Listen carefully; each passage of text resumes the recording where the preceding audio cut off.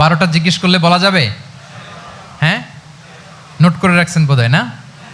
খুব খুশি হয়েছে আমি, মাশাআল্লাহ। শ্রোতা যদি ভালো হয়, শ্রোতা যদি দেখি যে না আমার সাথে সাথে মাথা নাড়ায়, রেসপন্স করে, উত্তর দেয়, তখন কথা বলতেও ভালো লাগে।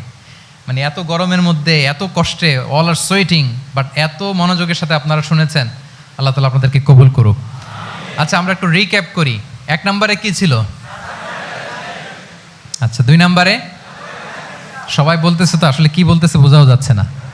ঠিক আছে, 3 নম্বরে কম্প্যাশন, 4 নম্বরে ইন্টিগ্রিটি, 5 নম্বরে গুড রিলেশন উইথ ফলোয়ার্স, 6 নম্বরে, 7 নম্বরে,